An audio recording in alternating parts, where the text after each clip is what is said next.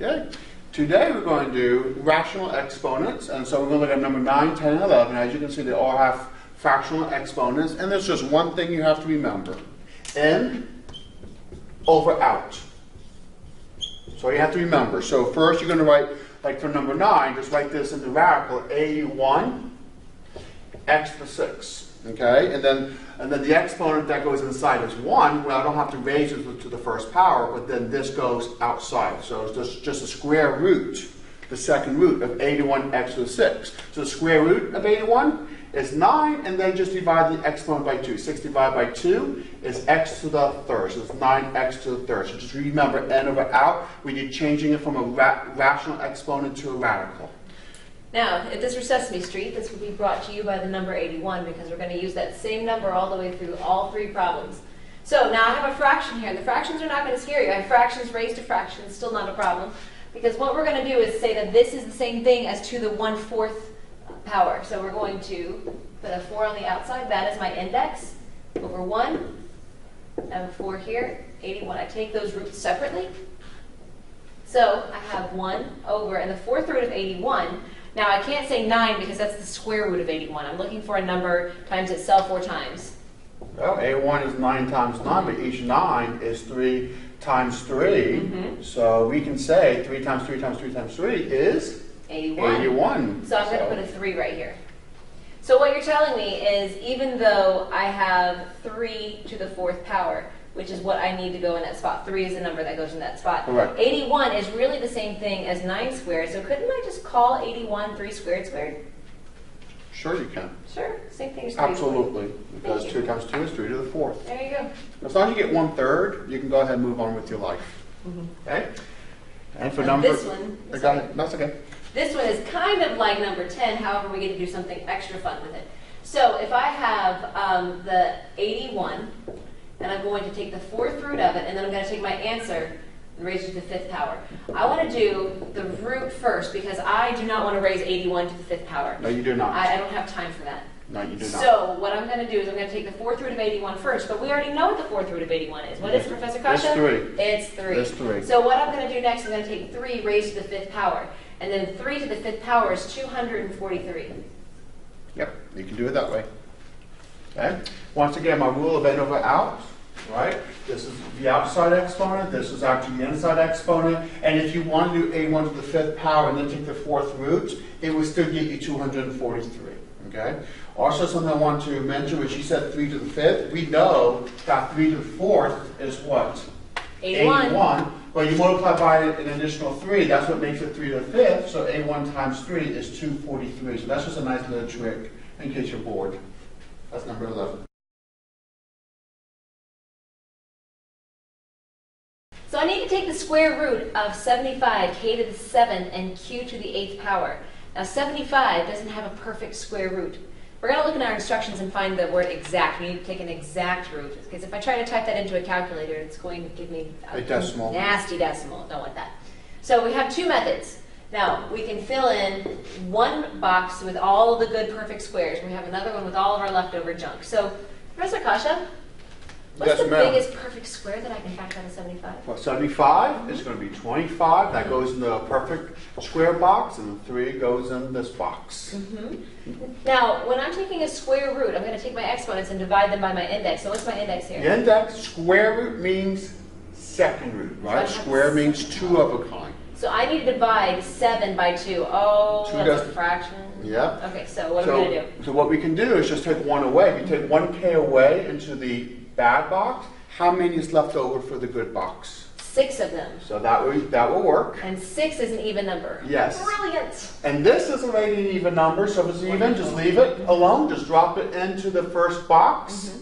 There we go. And you can do the rest. Now what we're doing is we're setting up this perfect square. All of the perfect squares go in one stack so that I can take the square root of it nicely, and then I have my leftovers already ready for me. So I have 5, and then k, I'm going to divide the 6 by 3. Sorry, divide the 6 by 2 and get a 3. And then q, and then 8 divided by 2 is 4. And then my leftovers have to stay inside of a radical, the square root of 3k. Of course, another way of doing this is we can think about this as going shoe shopping, right? I'm going to be looking for two of a kind. I'm going to pay less shoe, right? If I get two of a kind, I put it in the box, I'm good to go. If it does not have two of a kind, I leave it, I pay less, okay? So we're going to bring everything, we're going to do a prime factorization of 75. So 75 is 3 times 25, and 25 is 5 times 5. So 75 is the same as 3 times 5 times 5. Okay, I'm going to need a lot of space here. K to the 7th means just what? K times K times K times K times K times K times K. Yeah, this is fun. Q to the 8th, it is 8 of them. So Q times Q times Q times Q times Q times Q times Q times Q. Let's do shoe shopping. Let's see how many pairs. So I don't have a pair of 3, so 3 stays up pay less. I have a pair of 5. So that comes out, and that goes in the box as one set, okay, so it's 5, okay, that's one number. How many pairs of K do I have? 1 pair, 2 pair, 3 pairs. I'm buying 3 pairs of K, so it's going to be K to the 3rd, okay, so I'm done with that. And I have a K left over, I have a 3 left over. How many pairs do I have of Qs? 1, 2, 3, 4, with nothing left over, so I have Q to the 4th. And everything that is not paired stays at pay less, and you complain to the manager. So 3 stays behind, the K stays behind, and I think that's it. Here we are. You get the same answer, and you go to pay less and complain about those two not being paired up.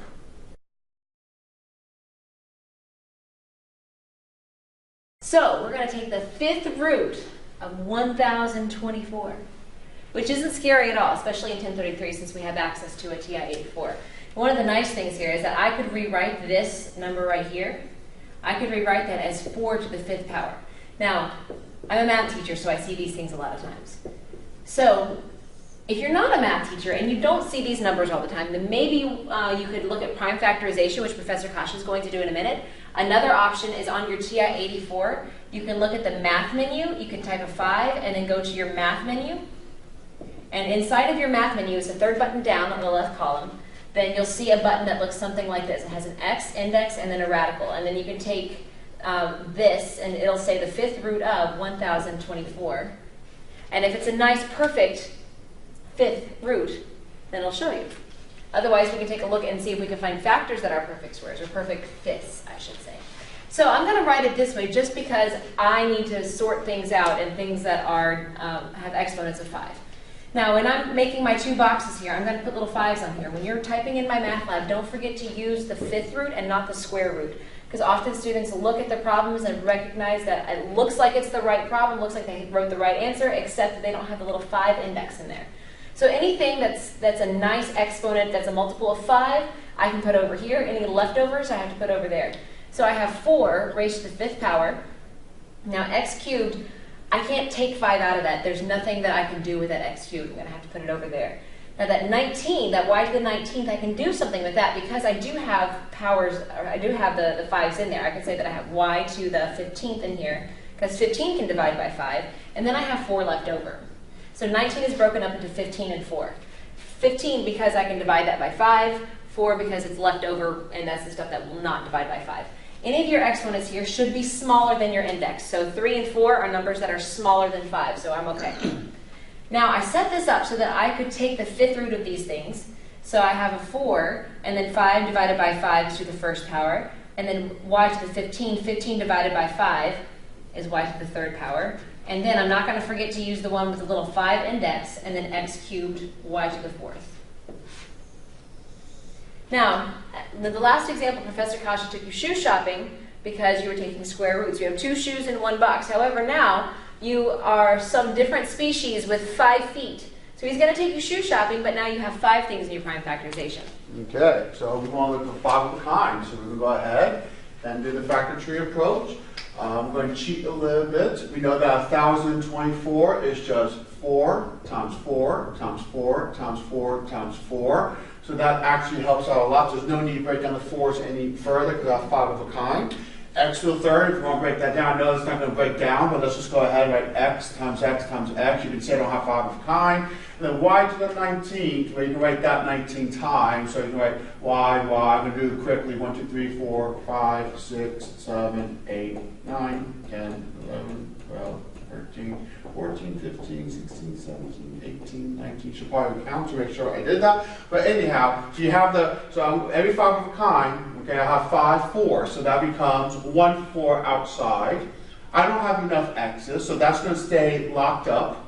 Fifth root, as Professor Watson said, make sure you include the fifth root. So that's x to the third. And I should, of course, if you cheat a little bit, 19 we know is the same as 15 plus 4. So 15 is actually 3 sets of 5.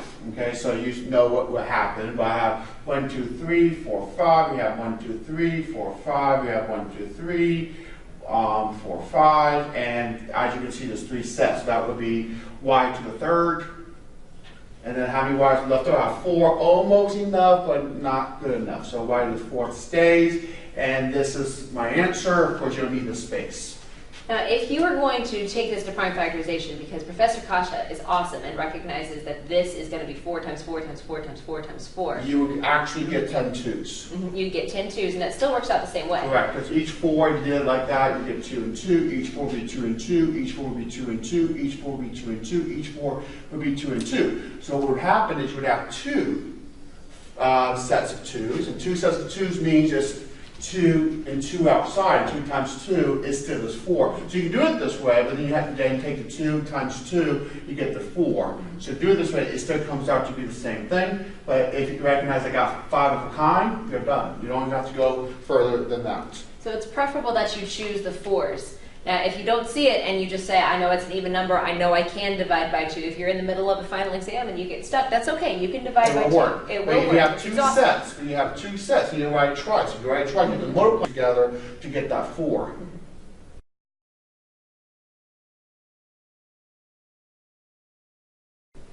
Okay? So we're going to do some operation with complex numbers for number 16 and 17. So number 16, as you can see, I have 2 binomials next to each other. This means multiply. We're going to FOIL. But before I do that, I just want to give you one quick reminder. You have to remember that I squared is the same as -1. Okay, so whenever you see I squared, I have to change it to -1. That's just a quick reminder. Know this for life. So let's go ahead and FOIL.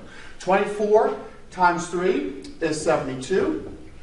24 times I is just plus 24i. Okay, and then negative 8i times 3 is minus 24i. Okay, and then negative 8i times I is minus 8i squared. So the first thing I can do is, if you look at the middle are like terms. 24i minus 24i cancels. So that makes my life easier. So I have 72 minus 8 times I squared. Now I squared is the same as times -1. So all it's going to do is basically change the sign. So I have 72, and negative times negative is a positive 8. 72 plus 8 is 80, and that's it. If you see this as a multiple choice question on an exam, you might see this as the same as 80 plus 0i, because a lot of times they will want in the a plus bi form. So if you do not have any i's, then it's the same as plus 0i. If it's a short answer test, you can just write 80, and that should be acceptable. So once again, the pattern is negative 8 became just a positive 8. That is a shortcut, because whenever you multiply anything by -1, the sign just changes. So if it's negative, it changes to a positive. So do the math operation. Be aware that you might see this in my math lab if it's a multiple choice item, because they will want a plus bi form. Now, any operations with complex numbers, you should still have terms that have an I, or terms that don't have an I, but nothing with an I squared. So you can have another complex number. So your complex numbers will render complex numbers for you. And this one is a real number, but still we could write it in this complex form. But you're not going to have something with, this one doesn't have an I, this one does have an I. You're not going to have an I squared term. So that would not be simplified. Yeah, because you always change your I squared to -1. So that is part of simplifying with complex numbers. So it's okay to have I. You will have I's as part of your final answer if it does not cancel out. But you should never, ever, ever have an I squared in your final answer. Professor Kasha, something very interesting about this problem. Why do these cancel out? Well, the reason why they cancel out is if you take a look at the first binomial, and I can go ahead and try my best not to take up too much of your space, I put up in the beginning, factor out. So in the beginning, 24 minus 8i, looking at just this first binomial, having 8 in common. So if you take out the 8, you get 3 minus I, right? After taking out the 8, you get 3 minus I. But when you have 3 minus I times 3 plus I, they're called conjugates, and conjugates cancel out. So if you do that in the beginning, that would have been a little bit easier. So 3 minus I, and then this was a 3 plus I. So in the beginning, you know when you multiply two conjugates, the middle will always cancel out. And then you can multiply by the 8 at the end. So another way of doing it is you could have done 3 times 3 is 9. 3 times I is plus 3I. Negative I times 3 is minus 3I, and then negative I times negative I is minus I squared, which is minus a negative 1. The middle cancels out. So I have 8 times 9, a negative is plus 1, so 9 plus 1, so I have 8 times 10, which is 80. So you can do it this way. Obviously, many of you will probably do it this way, but we just want to illustrate the fact that they are conjugates, and that's why they cancel out. You would need to know this, as Professor Watson shows you number 17. So what you're saying, Professor Kasha, is that when you multiply a complex number by its conjugate, in other words, you switch the sign. Yes, you do. You change out the sign. So if it's minus, it changes to a plus, and will always come out to be a real number. There will be no imaginary part, because the imaginary part in the middle cancels out. And when you're rationalizing your denominator, which you're going to do in number 17, we do not want i's. And this is a sure way to guarantee that our i's will disappear if you multiply by the conjugate. So if you're given like 2 minus 5i, the conjugate is, please help me, 2 plus 5i, and if you multiply these two, you're guaranteed a real number. You will have no i's, and you may want to remember that. That's a really useful tool for me in this next problem, because there is another rule back when we talk about radicals that say I'm not allowed to have square roots in the denominator. I have to rationalize. That's correct. You might see rationalize here, and students might look at this and say, but I don't see any radicals on there. There is a radical stuck in this denominator. Where is it? Well, that is because also part of our notes is, I'm going to write over here, I apologize. You have to remember in your head, don't actually write this down on your paper when you're doing this, but you have to remember in your head that I is symbolic for the square root of negative 1, which is a radical. So therefore, since we have our rule about radicals, it also applies to the I, since the I represents the square root of a negative 1. Remember that I is not a variable. Even though it looks like a variable, and we treat it like a variable, and we don't care about it as much, I actually stands for the square root of negative 1. So just keep that in the back of your head. That's why we have to get rid of i's in the denominator. Right. Now, when I want to get rid of that I can't just multiply by an I to fix this one, because then that one's going to collect an I. That is correct. So I need some sort of crafty tool so that I can get rid of the middle. Also put this in parentheses. Also put that in parentheses. Now, what I'm going to use here is going to be the conjugate, because I need a real number on the bottom. I need a number without any radicals in the denominator. So I'm going to choose 3 minus 4i. Now, whatever I do to the bottom, I have to be fair. I have to do the top also. Do the same thing to the top. So 3 minus 4i. And as Professor Cash has stated over here, we're going to get a real number out of this. When I multiply these out, I'm going to FOIL the denominator first, just to show what happens. So I would have 9. The outside would give me minus 12i. The inside would give me plus 12i. FOIL. And then the end would give me minus 16i squared. So then these will cancel. This, because I have a negative 16 times a negative 1, that's going to become a plus 1. So I really have 9 plus 16. I'm getting ahead of myself. 9 plus 16, which 9 is? plus 16, which is 25. 25. So could I replace this with the 25? Yep, you're going to. So let's replace all of that with the 25. So the bottom here will be 25. And that's the whole point. So we care about the denominator. Now when you multiply the numerator, you will have a complex number in the form of a plus bi, but we're not rationalizing the numerator, we're rationalizing the denominator. So that's why we did that first, because we want this to be a real number, and we just confirm that this is a real number. So when I FOIL the numerator, the first give me 21, the outsides give me negative 28i. inside's positive 24i, and the last gives me negative 32i squared. Now, since we know that this is really a negative 1, I have a negative 32 times a negative 1, I'm going to cross this off and say this is really plus 32. That's a trick you can do because you know all the effects of multiplying by negative 1 just changes the sign. So the opposite of minus is just plus 32. So as you just said, you just cross out the I squared and change this to a plus sign, and that will cut you some work. So now what I'm going to add together are the like terms. I have 21 plus 32, and so that gives me 33 minus, and then I have negative 28. I think it is 53. Oh my goodness. That's okay. 21 and 30, yeah, 53. What was that coffee that we were talking about? We need to go to We're Starbucks. going to do that. So, Okay, we want everyone on YouTube land to get us a cup of coffee. so then in the next part, I'm going to add these together. Yep. I have 40 here, I'm going to add another 12, so I end up with? You're going to get minus 28i plus 24i, you have minus 4i. Okay? Minus 4i.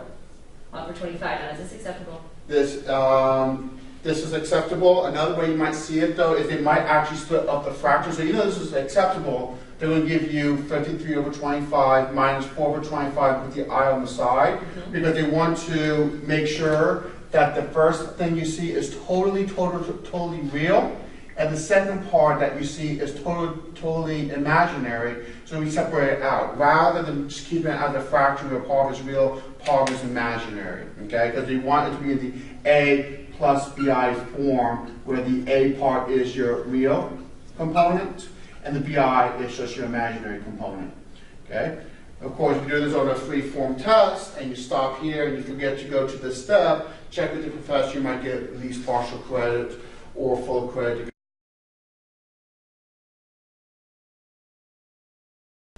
All right, so number 18 is a rate problem. So let's first of all talk about what the rates are. So let's say that I need to get from point A to point B, and it's a long way away, but I'm a little hyperactive. So it may take me 4 hours to get there. So after 1 hour, how much of that course have I covered, Professor Kasha? 1/4. So I've covered 1/4. So my rate would be 1/4. Instead of using just the 4, I would use 1/4. Now, again, how fast are you going to take that same path? I'm going to go, it's going to take me 2 hours. It's going to take you 2 hours. Does that mean you brought your longboard with you that day? That's right. Okay. So if it takes you 2 hours, then after 1 hour, how much of that have you covered? I cover 1/2. So you covered 1/2. Okay. So if I need to find out if we are at two different ends and we are coming towards each other, then how long will it take us together to get to find the other so that we can exchange notes for math problems? That's right. So what we would do is we would add these two rates together, because we have a combined rate. He's traveling at half of the journey. I'm traveling a fourth of the journey in an hour. And so we would say that this is equal to 1/exit of the journey. And that's when we're working together. So again, this is how we would set up the problem with 1/1/1/1 each time. And that's why we're choosing these fractions, is because they talk about the rates. How much of the job are you getting done?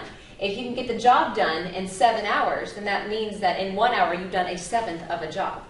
So Shelley's rate. Now, we don't know what Shelley's rate is. It says Shelley can cut a lawn with a riding lawnmower in 3 hours.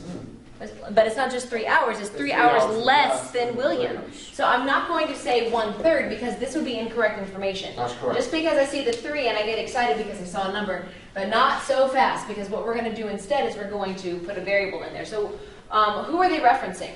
They are comparing Shelley's rate to Williams, but they're saying that Shelley's is 3 hours less than Williams. So then how So, fast is William going? He's going 1/X. 1/x. Okay, so we don't know what William is, and so Shelley, even though we see a 3 there, it's in comparison to William's. So we're saying that whatever William is doing, she's 3 hours less than that. That's absolutely correct. So Don't forget the plus sign in the we will middle. put the plus sign in the middle.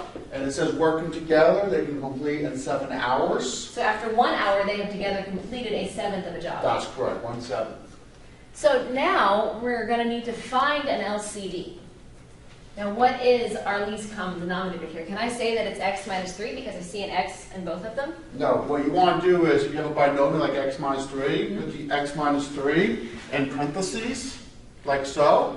And the LCD is just going to be the combination of the 7, the x, and the x minus 3. So the LCD is 7x, x minus 3. And you know the rule, you want to multiply each fraction by 7x, x minus 3, and it would clear your fractions. So just multiply every one by 7x, x minus 3.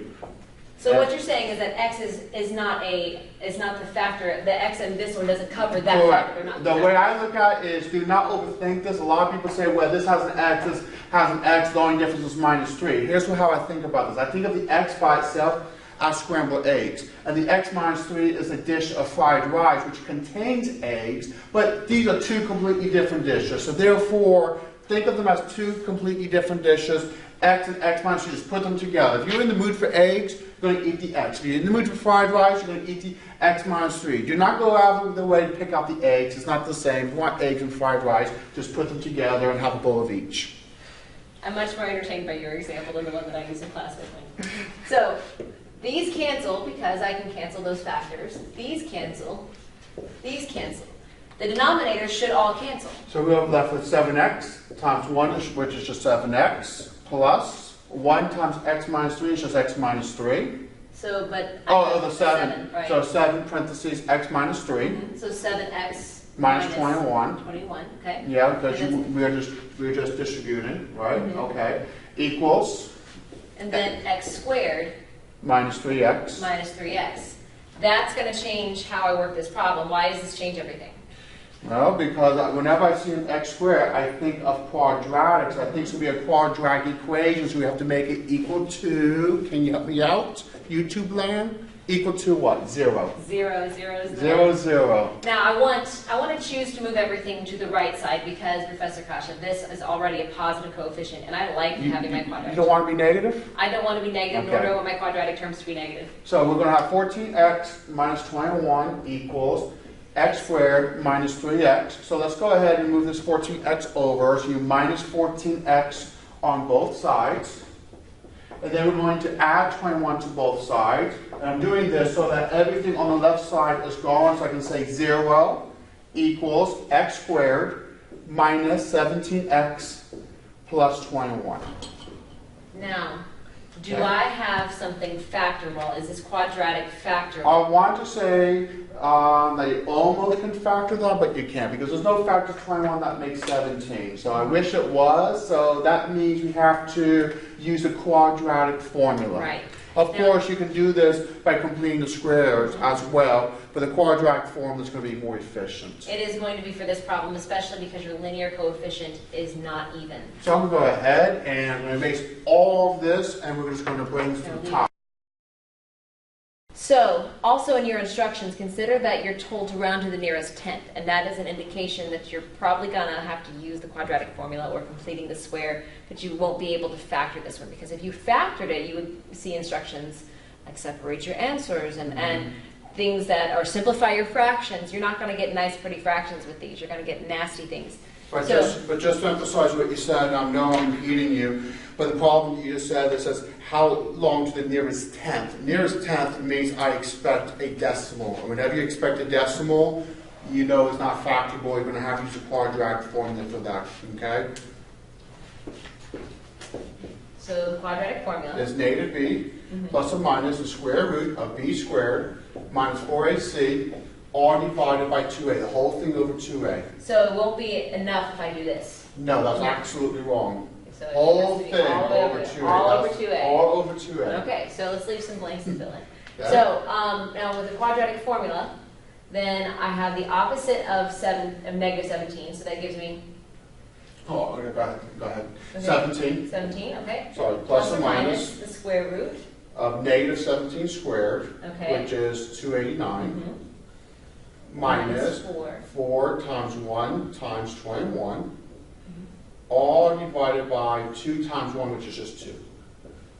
Then in your calculator, which we have here, for those of you in YouTube land, this is what the calculator looks like. I'm stealing from Professor Watson. So you want to take the square root, put parentheses 289 minus 84 parentheses, and I would get 14.317. So I'm going to round that to 14.32. Okay, so my calculator, when you did this subtraction and take the square root, I got 14.317. So because it's a 7, I'm going to round up to 14.32. And you're going to have two possibilities, okay? Sort of.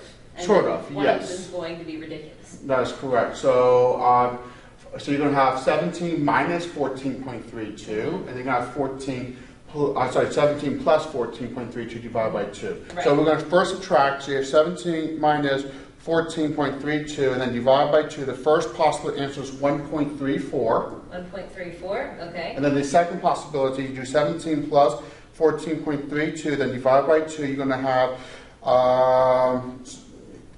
calculator will work for me, you would get 15.66. 15.66? Okay. That's correct. Now, one of these answers doesn't make sense, and it's going to be this one. And here's why. Remember that we said that Shelley was working 3 hours faster. She had 3 hours less time to finish that job than William did.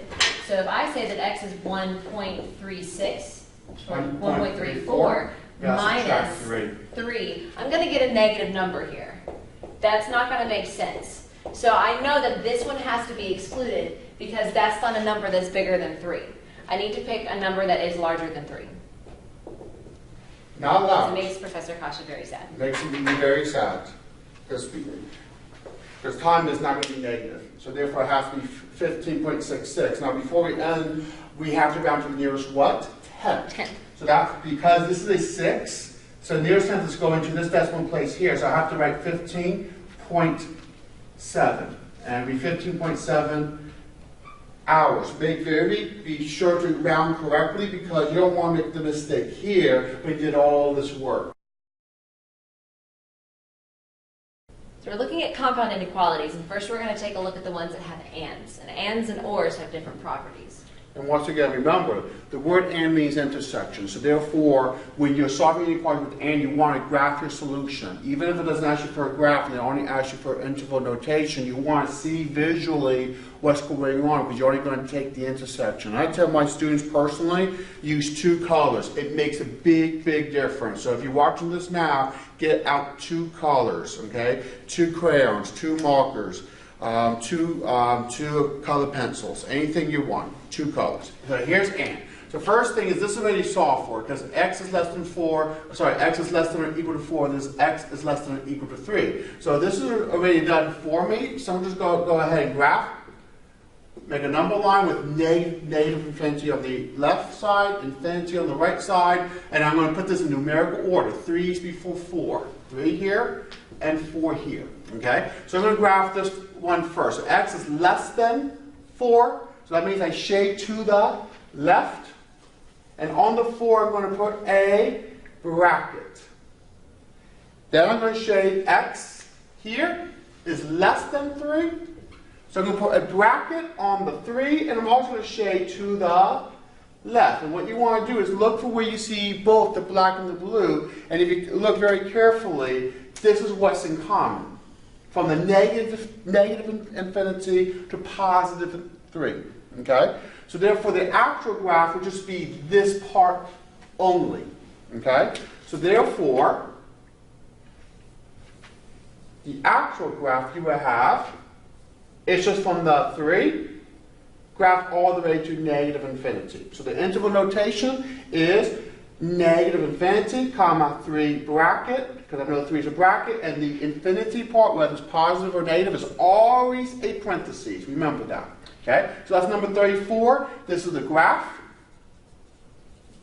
And that section between 3 and 4 is irrelevant because they said and. That's correct. Because they said and, I'll only look for the intersection, the overlap. And the overlap and the intersection is just this part. So this part doesn't matter. It's ignored. Okay? So now 35, we have to solve for x. So in the first inequality, you have to be x alone. So opposite multiplying by 9 is divide by 9. I do not flip the sign because I'm dividing by a positive. You only flip the inequality sign when you divide by a negative. So you have x is less than 3. Okay? And to solve for x here, take away 9 from both sides. And we have x is greater than 1. Okay? So now I'm going to go to my number line. And you have to put the number in numerical order. Don't put 3 and 1. Please put 1 and then 3. Okay? So here, the first one is x is less than 3. Okay? But because it's not equal to, I'm going to use a parenthesis. So I'm going to graph to the left, and on the 3, we're going to use a parenthesis. Okay? Now, x is more than 1. So that means if it's more than, I go to the right, but because I'm not equal to, it's still a parenthesis. And I'm going to graph to the right. So hopefully you can clearly see that the intersection is just between the 1 and the 3. So that's the only part that counts. So I'm going to ignore the left, ignore the right. You only look at where you have both colors together, the intersection. So therefore, the actual graph that you should actually provide after doing the first graph is just from 1 to 3. And your interval notation is just parentheses 1, comma 3, parentheses, and this is your graph, and this is the interval notation, just like we did for number 34. Professor Watson is not going to show you number 36, which also has and. So we're still solving, thank you so much. We're still solving, and we're going to look for the intersection again. I'm going to solve this one first by subtracting 8 from both sides. So x is less than -1. The other one, I'm going to divide by a -8. Oops, So divide by negative. divide by a negative, that's going to be a reflection across my, my number line, and so I'm going to end up showing the inequality going the other direction. It's division or multiplication by a negative that flips my inequality. Correct. So I have these two things that I'm looking at to graph. I'm going to put them in order on my number line. And don't forget your infinity. So I have -1 over here, I have 3 over here. Negative infinity is always on the left, positive infinity is always on the right. Now neither one of these are less than or greater than or equal to. There's no equal to, so I have a less than, but not a less than or equal to. And this one I have a greater than, but not a greater than or equal to. So right here I'm going to graph from here, and then I'm going to go this direction. And the other one I'm going to graph and go this direction. Now the problem is that I had one of them that was from one piece of the graph, and then another one that came from an entirely different part of the graph. But there's no overlap between these two. So I have one piece of graph over there and the other side, but there's no intersection. So since there's no intersection, I'm going to have to say that my solution is no solution. And if they ask you for a graph, and there's no solution, it's just going to be a blank number line. So if it's multiple choice, and my math lab, it's just going to be a blank number line because there's no overlap. So because there's no overlap, no intersection, no solution is represented by a blank number line.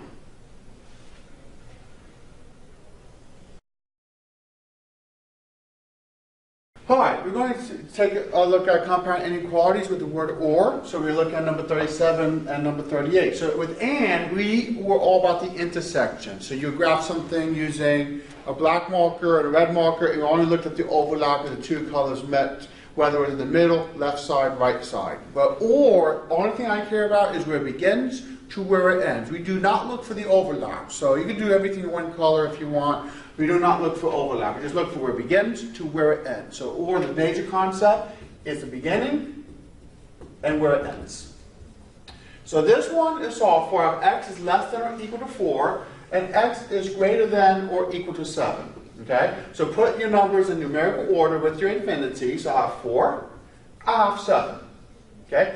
X here is less than 4, so because it's less than, I shade to the left forever.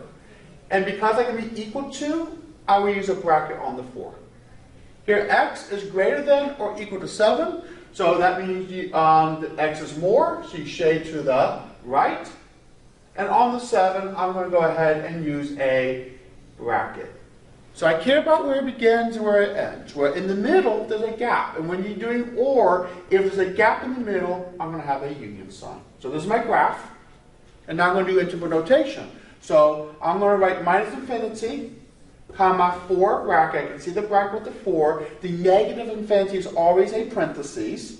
And then, because I begin here and I end here, right? And from the 7, I begin here and end here. So it's bracket 7, comma, infinity, parentheses. And this is my interval notation for that. So it's where it begins to where it ends. And if there's a gap, union, where I begin to where it ends, always left to right. And Professor Watson is going to now show you 38. I'm going to solve these. So, first of all, I'm going to subtract 1 from each of these.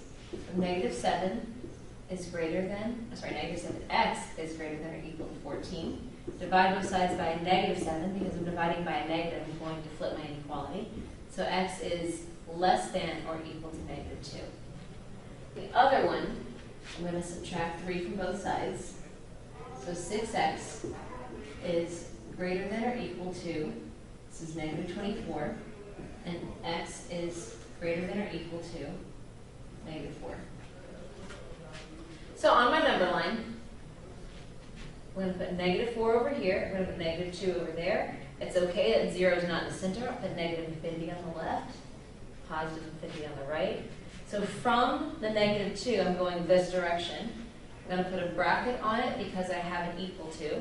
Shade this direction. And the other one, from 4, I'm going that direction. I'm going to the right. So I'm going to put a bracket here, and I'm going to go this direction. Now, if we were talking about and, we'd only be talking about this intersection, but my original problem said or, which means anything that is colored at all. So I'm going to negative infinity this direction, I'm going to positive infinity this direction, and everything is covered one way or another. The logic behind that is I say I need to pick a number that is either smaller than negative 2 or bigger than negative 4. And every number that you can think of, it can fall into this category or fall into that category. So something will fit either place. Now, there are not numbers that necessarily will fit in both unless you pick something between negative 4 and negative 2. But that's okay. As long as it fits into one or the other, then I'm okay. So what counts from all of this is do not get distracted by what's going on in the middle. What happens is where I begin. I begin from my house, and I make it to Valencia. It does not matter that I am stopping at Dunkin' Donuts or Krispy Kreme donuts. It doesn't matter what's happening in the middle. I don't have to tell people why I'm late to work every day. I just have to say I'm going from my house to Valencia, and everything in between does not matter as long as there's no gaps. There's no gaps, so this is where I begin, and this is where I end. And as you can see, the whole number line is colored. All right, so if you want to regraph it neatly, you can go ahead and just color the whole number line because the middle part does not matter. And then the interval notation is? From negative infinity to infinity. Now both of these will each receive its own parenthesis. Because infinity is always parentheses, never brackets. And that's how you do compound inequalities with the word or. And make sure you stop at Dunkin' Donuts and Krispy Kreme and bring me some donuts. And Starbucks for coffee. Do number 20, we're going to talk about graphing quadratic functions. However, this is a multiple choice question, so really you don't have to know everything you learn in class. You need to know two things. Does it go up or down, and the vertex. That's all there is to this problem. So now, first of all, this starts with a positive coefficient of the quadratic term, which means it's an upward facing parabola. When that's positive, it smiles at you. Because it's a positive 1, just in case it's a positive 1. So that means it goes up, like a happy face. If it was negative, it would go down. So it's not this. Cross that one off. And it's not this. Now, one other thing that I would like to point out, and this is not one that you mentioned, but if I choose f of 0, in other words, I'm choosing to find my y-intercept, then I know that it has to be a negative 5, which means it's going to hit low. So because that is a negative 5, I know that I'm looking for something that hits down here or here. These are options also. Now, this hasn't eliminated any choices for me on this problem. However, often it confirms, because here you can see there's a positive 5. Right. So that even gives further confirmation that can't be this so one. is this Same one, thing right? There, but you do have to take this negative 5. But we have to really do the work to find the vertex. So the vertex, and now mainly the thing that I need to know is I need to know about the x part of the vertex, because my two x values, I have a positive 2 and I have a negative 2. And there's a formula for that. And the formula is x equals negative b over 2 times a. In your class, they might be using h. H is the same as the x coordinate of the vertex. Right. So hk is the same as our xy. So don't get confused with that. So the opposite of my linear coefficient, so I have 4. That's a negative 4, so I'm going to choose to use a positive 4, and then 2 times 1. Because if you did, we would have a negative and a negative 4, because as you just said, the b is negative, and negative is a positive, just to, get the calculation. So now the only thing I'm really concerned about, I know I'm going to get a 2 because my only options were 2 or negative 2. Yeah. But it's a positive 2 or negative 2? This is a positive 2. This is a positive 2. So I see that I need an upward facing, right here. Positive 2. I need an upward facing parabola because of this. I need a low y-intercept because of this. Correct. And my vertex has to be X have is a positive 2. value. So we can eliminate the choice that says negative 2. So this choice is wrong. Just for confirmation, if you did f of 2 and did plugging f of 2 into this quadratic function, you should get negative 9. It's just a good way to check so that you can feel good knowing that this has to be the choice. And that's number 20. 3 reasons for it. So number 21, says solve this by using the quadratic formula. So to use the quadratic formula, besides knowing the formula, you need to know your ABC. So the number in front of x squared, remember if there's no numbers, 1. So A equals 1, B equals 16, C equals 42. And of course it's equal to 0, and that's why I'm able to do that. Quadratic formula is x equals negative b plus or minus the square root of b squared minus 4ac. So let's go ahead and plug in some stuff. So I have negative 16 plus or minus the square root of 16 squared minus 4 times 1 times 42, all divided by 2 times 1. And I'll always work with the square root part first. The b squared minus 4ac is called the discriminant. And so therefore, in my calculator, I'm going to do 16 squared. I'm going to do 16 squared minus 4 times 1 times 42. And take the square root of that, I get 88. Okay? So after taking the square root, I get 88. So it's going to be negative 16 plus or minus. Actually, yeah, it should not, I don't think it's supposed to be a perfect square, is it? No, it's not a perfect square. I think it's something I just did wrong in the calculator. The 88 is not a perfect square. No, I think that I just did wrong here. Is it, okay, you get 256 minus 168. Oh, okay, yeah, it's the square root, sorry, square root of 88. Okay, over 2 times 1, which is 2. And do we need to find exact roots, or are we talking approximate roots? It says the exact root, so we're not going to use our calculator any further. I have to actually simplify the square root. So to simplify the square root of 88, so 4 times 22, and the square root of 4 is 2 root 22. So this becomes negative 16 plus or minus 2 root 22 divided by 2. And we can actually divide 2 into the first and to the second because they're both divisible by 2. So since both of these numbers are divisible by 2, I can divide 2 into the 16 and into the 2, but not into the square root of 22. So the square root of 22 will stay the way it is. In fact, only be a fraction when we're done. So 2 into negative 16 is negative 8, plus or minus 2 into 2 cancel, it would just be root 22. So we have two answers. It will be negative 8 minus root 22 and negative 8 plus root 22. So once again, we did not get a perfect square, but you do need now to simplify a perfect square. And if you don't like good box and bad box, you can do shoe shopping and factor it until you get pairs and take out the pairs. You would still get 2 root 22. And that is number 21. For number 23, we have a quadratic formula. And so we're given information, an arrow fired into the air with an initial velocity of 160 feet per second. That's where this comes in. And the height in feet of the arrow is 2 seconds after it was shot. So what we need to know is we need to maximize this. This is where the height in 2 seconds after it was shot. Now, a couple things that they're not saying that are fun. First of all, as long as we're talking about feet, you're going to have a negative 16t squared. It comes from gravity. Another thing is that there is an assumed plus 0 after here because it's shot from the ground. So we usually have 3 different terms, but we don't need the third one because if it's shot from the ground as opposed to being shot off the cliff, then your initial height is a 0. So we're going to find max height. Just be aware that they did give you this function in the problem. H of t equals negative 16t squared plus 160t. So this function was given to us in the package. So they gave it to us. We can always take the negative 16. As long as we have feet, we have the negative 16t squared. This is where we start, or this is how fast we are when we start, and this is how many feet in the air we are when we start. So they don't need to give us the formula, but they're always nice enough to do it for us.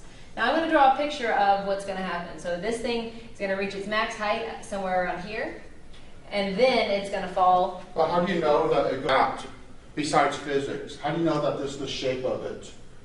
Because it begins with a negative. So this is going to be a quadratic function. It's going to be a parabola because of t squared, and because it's negative, it's going to look like this. So the maximum occurs at the vertex, and at the vertex, you're going to come up with two values, t comma a, just like my x comma y, but in this case my t is like my x, and then the height is like my y, so therefore there's going to be the vertex. So you have to know how to use the vertex formula, which in this case would be t equals negative b over 2 times a, okay, which would be... This part you'll see a lot of times. This is the same thing. Sometimes we call it x, sometimes we call it h, sometimes we're calling it t for time, but we're going to use that negative b over 2a whenever we need to find whatever condition gives us the vertex. So negative b over 2a is the important part. So we're going to have negative 160 over 2 times negative 16. So I'll just go ahead and do that and get negative 32. And if you divide those using calculator, whatever, it should be exactly 5. But that's not the maximum height. That's the time it takes to reach the maximum height. So it takes 5 seconds. And if they ask me how long it took to reach the maximum height, I'll just say 5 seconds. We're going to do h of 5 to actually get the height. So Professor Watson is plugging 5 into our function. So just replace t with 5, replace t with 5, and go ahead and do some math there. And so this is 25. Yep, 25. And then right here. Yep, that's minus 800, so... And then let's see, 4 times, if I say 4 times 4 times 25, I It'll can call be this 100, so this times must be 4. negative 400. Yep. And then I'm missing a sign somewhere because this should have been a plus. There we go. Yeah. So these right here, these two... Equals, yep, negative 400. Right. But these two, this is going to be double this because of how we created it. So since 800 is double 400, I should be looking for, these two are should be different signs, and this should be the double that number. Okay. Yeah. So I end up with 400, and I need units. Now I know I'm dealing with feet, because anytime I start with a 16 as opposed to a negative 4.9, then I know I'm dealing in feet instead of meters. So it's 400 feet. Now algebraically, this coordinate right here would be 5, comma, 400. That As an ordered pair. Right, as an ordered pair right there. If this is the origin right here. If this is 0, 0.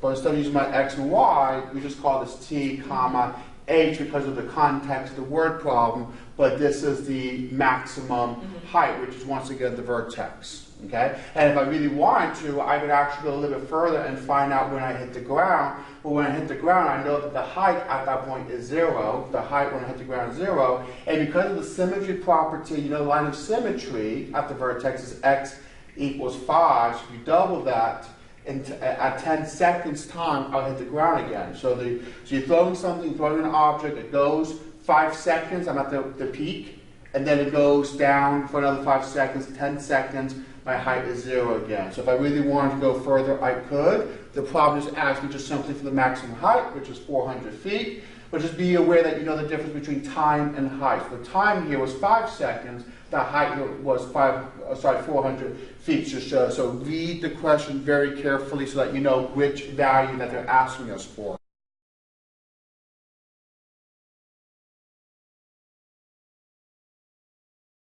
So this is number 2, and this is more factoring. We're going to factor the numerator, factor the denominator. Hopefully there will be some cancellation. Okay? So first thing we're going to do is the numerator. So the numerator is 4x squared plus 12x to the third. So just look for a common factor, and the common factor that I see is 4 and 12 are both divisible by 4, and then the variable that I can take out is x squared. Okay? In case you forgot what factoring is, you just divide each term by 4x squared. So in case you have to do this, just divide by 4x squared, divide by 4x squared, everything here cancels. If everything cancels, you have to write the 1 plus 4 to 12 goes in 3 times. Subtract the exponent here, so you just get x, and that's the numerator. Okay, we're going to do the same thing for the denominator and cancel. So I have 11x plus 33x squared. GCF here is just 11x, and in case you need to do it, in case you cannot do this in your head, divide by 11x, divide by 11x. Once again, the 11x here completely cancels, so it's going to be 1. And then 11 to 33 is 3. Subtract the exponents, I get this x again.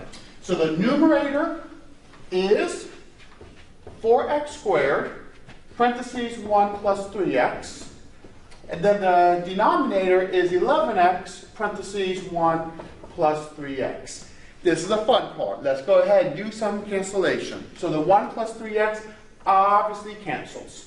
Okay? I can actually cancel out an x from each of these. So I can cross out this x, and then this x squared becomes just x. Right? Because x squared means x times x, and then this is an x on the denominator. Cancel out that x, I'm still left with that 1x. Or you can just subtract the exponent. 2, take away 1, you're left with 1x. So the answer would be just 4x over 11.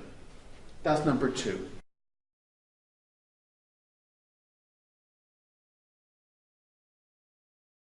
Okay, so we get to do more factoring with number 3. This is a multiplication problem, and I really wish it was real multiplication, but it isn't. You factor this, you factor that, you factor this, you factor that. And then you cancel a lot. And then you cancel a lot. So with that being said, let's just go ahead and get going, okay? So we're going to look at this numerator, okay?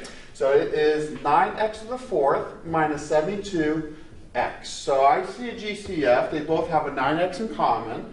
So I'm going to factor out my 9x, and I am left with x to the 3rd minus 8. How about that? This reminds me of something. It is a, what's it called? Difference of cubes. Difference of cubes. Yeah. Yay. Okay. So hopefully you know the formula. Okay. We're going to start with a binomial, and it's going to be a trinomial. Okay. So x to the 3rd, the cube root of that is just x. Cube root of 8 is 2. So you have to do the cube root. And then you have to do a squared and b squared. So you have to do x times x, and x times x is x squared, right? And then you have to do x times 2 for the middle. So you multiply these two for the middle, a times b. X times 2 is 2x, and then 2 times 2 is 4, which of course 2 squared is 4.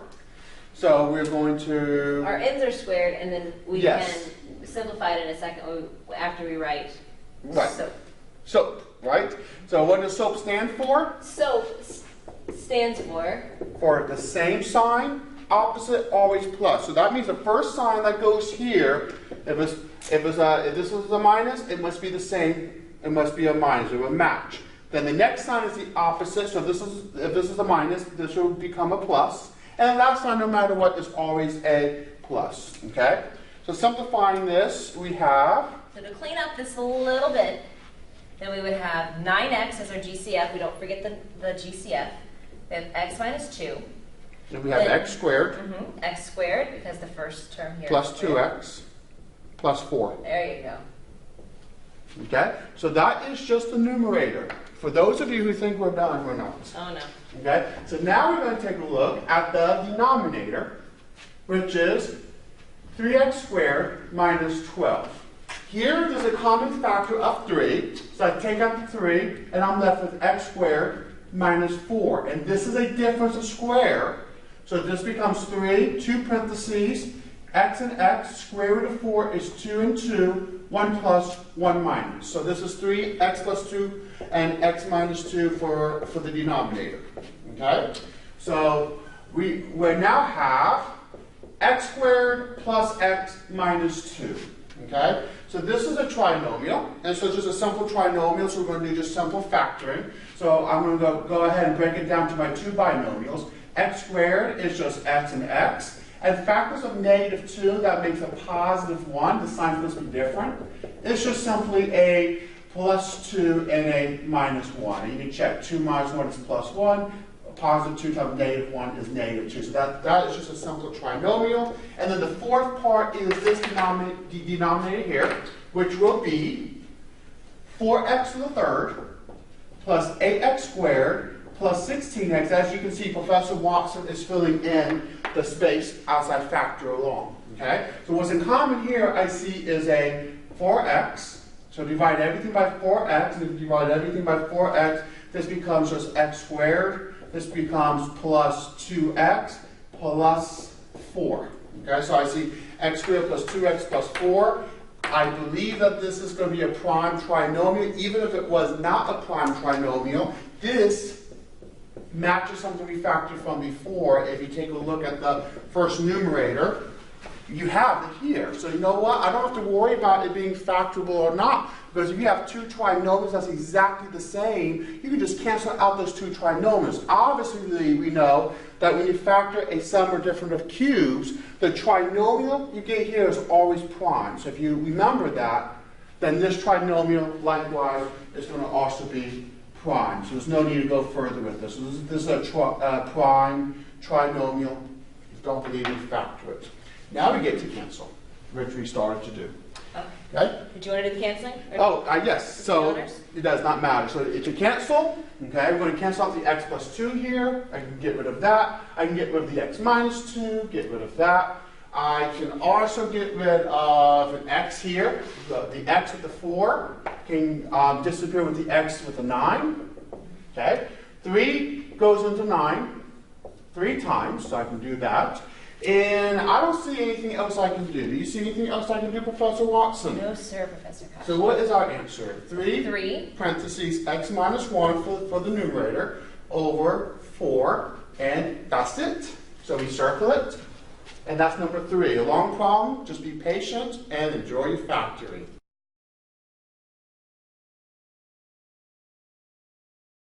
Okay? So number 4, we're going to do more factoring, but as you can see, they're all the simple trinomials where the coefficient is just 1, so it's going to be fun, okay? There's something else they have in common, Professor Kasha. What Something else very interesting here is that they're all trinomials. They're all trinomials, but the last term, the constant term, they're all positive, and the linear terms are all negative. What does that mean for all of our binomials? That means the last one are all positive, okay? That means you're going to have the same signs, and of course you're going to add. So that means your choices are normally plus plus or negative negative, but if everything in the middle is a minus, then it's going to be all of them going to be minus minus, negative and negative, okay? Because when the last term is positive, you have to have the same signs, and it should match the middle term. So therefore, it should be minus minus for all of them because they all have the same pattern. So that is pretty cool. So when we fill these in, I get 2. That's why. So we might as well just go ahead and do that right. I need my eraser. So we might as well just go ahead and fill that in. So we know this is going to happen. Okay. And that's the same case in all of them. Every single one has a constant term that's positive, which means that I need 2 duplicate signs. Well, there's also something else we can do before we do anything. They all begin with x squared, right? The coefficient is just 1, so we also know that it's just going to be x and x. So we can go ahead and fill in just x and x. All right, great. All right, if this is all I can do, at least you get something, right? Now we're going to look at factors of 30, that makes 11. We're going to look at factors of 63, that makes 16. And factors of 28, that make 11, and factors of 40, that make 13. So, factors of 30, that makes 11 is 5 and 6, because 5 plus 6 is also 11, while 5 times 6 is 30. So 5 and 6. Factors of 63, that makes 16, is my obvious 9 times 7. So I'm going to put 9 and 7 in these two binomials. Factors of 28 that add to 11 are 7 and 4. So x minus 7 and x minus 4. Factors of 40 that add to 13 are 5 and 8. So x minus 5 and x minus 8. Okay, now this is the fun part. Let's do some cancellation. The x minus 7 here cancels with this x minus 7 here. This x minus 5 here cancels with this x minus 5 here. Yeah, 2 can play this game. Actually. And I think we're done playing that game, Professor Kasha. Okay, I think you win. So what's my answer? Left with x minus 6 from your side, x minus 4 from your side, numerator, yep. And then x minus 9, and then x minus 8. There's no further cancellation, so the fun has ended. Thank you. That's number 4. So this is number 28. We're going to talk about systems of linear equations, and there's two methods to solving them. You can either A, use substitution, or B, elimination, if they just say solve the system. If they say solve the system by substitution, you must use substitution. If they say solve the system by elimination, you must use elimination. If they say solve and they don't tell you which way to use, you get to choose. Okay? In this case, I'm going to go ahead and do substitution. Professor Watson is going to do elimination. So when you use substitution, you want to pick an equation, solve for x or y, and you want to make it easier on yourself. I'm going to pick the first equation because the first equation is just x plus 4y equals negative 14. I can simply solve for x. So on the side here, I'm just going to go ahead and quickly solve for x. So I have x plus 4y equals negative 14. Solve for x. Take away 4y, take away 4y, and we have x equals, and I'm going to put this in parentheses, negative 14 minus 4y, put this in parentheses. And that's what x equals. So the first equation, I don't have to no longer worry about or look at when you do substitution. What I'm going to do is substitute x into the second equation. So I'm going to replace the x in the second equation. Let's try that again. We're going to replace x in the second equation. So let's go ahead and do that. So we have 7, and then the x, I'm going to substitute with the parentheses, negative 14 minus 4y, and the rest of it would be plus 3y equals negative 23. So let's just solve for y. So 7 times negative 14 is negative 98, and then 7 times negative 4y is minus 28y plus 3y equals negative 23. So let's just go ahead and combine like terms. So this becomes negative 25y minus 98 equals negative 23. Okay? Add 98 to both sides, add 98 to both sides. I have negative 25y equals, that looks like it's going to be 75 when you combine these two numbers together. And then divide by negative 25, divide by negative 25, and I have y equals negative 3. But you're not done. Remember, each equation represents a line.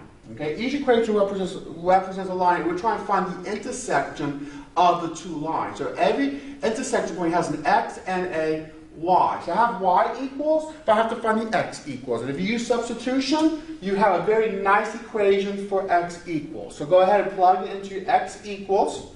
So it's x equals negative 14 minus 4, and y is what? Negative 3. So multiply by negative 3. So you have negative 14 plus 12. So x equals negative 2.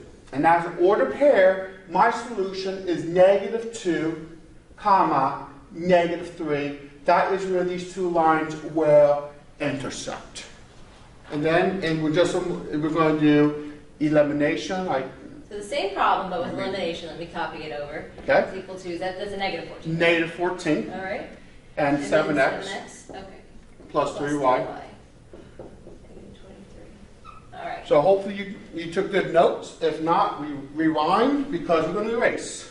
Now, before you erase, see, that was the time. Before you erase, I just want to point out something, that this is a better problem for substitution. And the reason why is that anytime you can easily isolate one of your variables, then that's a really good substitution problem. Here. Right. Professor Kasha had no trouble whatsoever isolating that x. Sometimes you'll see x equals something or y equals something, and that's automatically set up for substitution. In this case, you could pick whichever one you wanted to, but because I see an x right there with a coefficient of 1, it's easy to isolate, and that means that I would pick substitution if I were doing this problem. Right, because if you could use substitution for any of these letters, but you're going to make it harder on yourself. Like, let's say I decide to solve for y. Well, then you would aim up with y equals negative 14 minus x divided by 4, and it would be a much more difficult fraction because of the coefficient of y. So substitution is always preferred when the coefficient is 1, where you can just easily solve for x or easily solve for y. But if all of them have a coefficient other than 1, substitution can still work, but it's going to be more work. So with elimination, we're going to use a different method, but we're going to get the same answer. Now, when I work with elimination or when I work with substitution, we're starting off with the assumption that when those two lines intersect, we have equations for two lines, that x and y are the same. There's something that is the same about them. And if we start with that assumption, then we can make these assumptions algebraic. That's correct. So what's happening here is that I need to make sure that I can find some way to write what we call the additive inverse coefficients. So with additive inverse coefficients, that means, let's say that the coefficient of one variable is a 5, the other one would have to be a negative 5. So if I had a 5z, the other would have to be a negative 5z. Because you want there to be elimination, canceling. So I need to be able to add them down and for them to make a 0 coefficient and then be gone. I need to eliminate one at a time. I can't really solve for two variables at the same time unless I finagle it a little bit. So, thanks. So what I'm going to do is I multiply that top equation by a negative 7 because I want to eliminate my x's first. So if I multiply this one by a negative 7, now I can't just multiply by a 7, but a negative 7, this new equation that I'm going to write, it's going to turn into negative 7x. Thank you. And then this is going to be minus 28y. And it's equal to a positive 98. So what I'm going to do is I'm going to set these two aside. You see how this equation came from here. So, but now I have something awesome, and that is a positive 7x and a negative 7x. If I add these two down, then what's a positive 7x plus a negative 7x? 0. 0. So these are gone. I have a 0x right here. And then I have a negative 25y, and that's equal to a positive 75. Now, I've taken a whole lot of stuff, and with one elimination step, we have simplified it down to a coefficient y is equal to a number. We've eliminated the x so that we can work with one variable at a time. I'm going to divide both sides by negative 25, and y is equal to negative 3. So now we have our y. The next thing we need to do is go back and plug in our x. And so I didn't get to do substitution because Professor Kosh took that one. Then what we're going to do is we're going to plug it back into the easier equation. It does not matter if you choose this equation, this one, or even the one that Professor Kasha wrote before. But if I choose x plus 4y is equal to negative 14, and I'm only picking that one because the numbers are smaller, I get to pick, then x plus 4 times negative 3 is equal to negative 14. These numbers should look familiar. So x minus 12 is equal to negative 14 plus 12 plus 12, x is equal to negative 2. So we write the answer as negative 2, negative 3. Make sure you don't write negative 3, negative 2, just because you found the negative 3 first, because they're always in that x, y order. So I have to start with what the x is. That's the negative 2. I found that second, but I'm still going to put it in that first spot because it's the x. All right, this is number 32. This is a word problem, but it's a word problem that's going to become a system of equations. So I just wrote down some basic information from the word problems. They're selling 537 tickets.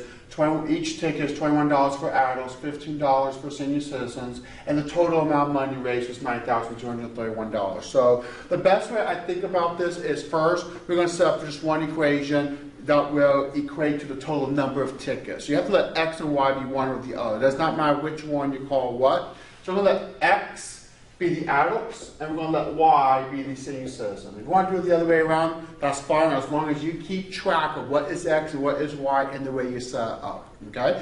So the first equation is just going to be simply x plus y equals to 537 tickets. Okay? So the number of adult tickets plus the number of senior citizen tickets equals the total, 537 tickets. Now we're going to figure out the amount of money I make, okay? So for the X, which is the adults, how much do I charge per ticket? $21. So it's just X times 21, so it's just 21X. So you take the number of adult tickets, you multiply by $21, that's how much money we make off the adults. You do the same thing for senior citizen. Take the y, multiply by 15, add those two together, and the total amount of money should be $9,231. The second equation is the equation that will give me the total amount of money made. Okay? So these are my system of equations, and you have a choice. You can either A, take the first equation, use substitution, solve for x, or solve for y, or B, we can use elimination by making this a negative 21x, or this a negative 15y. You have many ways you can do this. So the way you do this is totally up to you. But let's go ahead, I'm going to go ahead and use substitution for this one. So you take the first equation, let's just solve for x or y. So I'm going to go ahead and solve for y. So if you solve the first equation for y, very quickly here, you will have y equals 537 minus x. I'm going to put that in parentheses. So I solve for y, take away x on both sides, you get 537 minus x. And I would no longer need the first equation. So I'm going to substitute y into the second equation. So I have 21x plus 15, 21x plus 15, y is, parentheses, 537 minus x, parentheses, equals 9231. And here goes the math. So you have 21x plus 15 times 537. I'm going to use my trustworthy calculator. Make sure your battery works. So I have 8,055. Okay, and 15 times minus x is minus 15x equals 9,231. 21x minus 15x is just simply 6x plus 8,055 equals 9,231. Subtract 8,055 from both sides. 6x equals, I'm going to go ahead and use my trustworthy calculator. Get 1176, divide both sides by 6. I have x equals, divided by 6, 196. That represents tickets, but what kind of tickets? You said x, so it's adult tickets. Adult tickets, right? So thank you for your help. Now how do you find the number of senior citizens? Well, we have y equals, right? Go back to y equals, just do y equals 537 minus x is 196, so subtract 196, and I will get 341 senior citizen tickets.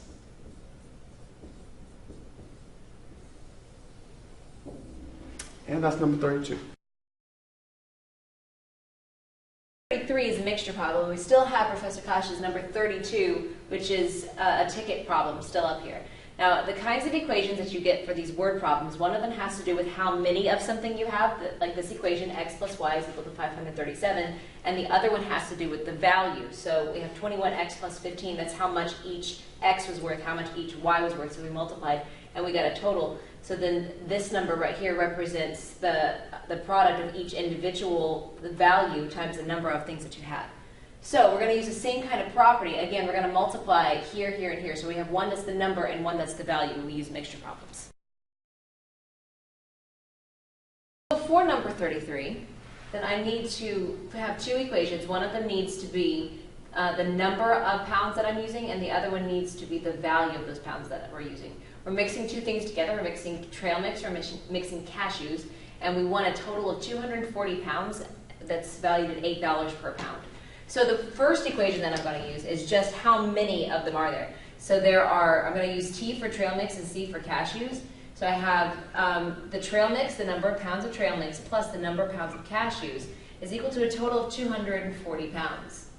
And once again, if you prefer to use x and y, just make sure you just label x as this and y as that. Just make sure you keep track of what letters you use. She's using T and C to make her life easier, though. So our variables can be anything that we choose them to be, as long as we stay organized and recognize what we started with. So again, it's all about bookkeeping. There's nothing magical about x. It's just a symbol we're going to use for something we don't know yet. Well, x is my favorite letter of the alphabet. That is your favorite letter, right? As we are math teachers. So the next thing is I need to find out about the value of these things. So the value of trail mix is going to be $5 per pound. So for every pound of trail mix, I'm going to multiply that by 5 for the value. And then plus every pound of cashews is going to be $13. And then for cashews, and that's equal to, now I'm talking about the values, and this is where students have a problem here often, is that we need $8 for this value also times the 240. Would you like to jump in there? Yes, I would. All right. 8 times 240, you should get 1920. So, 1920, this. So I have one equation that's just based on how many of something, how many pounds of trail mix plus how many pounds of cashews. And the other one is based on the value of the trail mix plus the value of the cashews. And that's equal to the value if I have the whole 240 pounds altogether. How much money is this whole big pot worth? So that's a big pot if it's 240. Now, last time Professor Kasha used substitution. I think I typically would go with that, but since he used substitution last time, then I'll choose to use elimination. So I'm going to write up my equations over here. I'm going to use the 5t plus 13c is equal to 1920. And the other one that I'm going to use is I'm going to use that top one, but I'm going to multiply it by -5. So -5t, and then minus 5c is equal to, and then this should be -1200. Yes, ma'am. Okay, so I'm going to add these down. 1200, most would say -1200. So now I'm going to add these down, and then this is going to eliminate. This is not going to eliminate entirely. I have -5 plus 13, so I have 8c, and that's equal to 720. 720. Now I'm going to divide both sides by 8. You get C equals 90. There you go. So C equals 90, so I have 90 pounds of cashews in this mix, and the easiest way for me to figure out my trail mix is to go back to this equation right here and say that I have T plus 90 is equal to 240. I'm going to subtract 90 from both sides, and then I'm going to get T is equal to 150. So I have 90 pounds of cashews. You're going to label? Yep. Okay. I have 90 pounds of cashews, and I have 150 pounds of trail mix.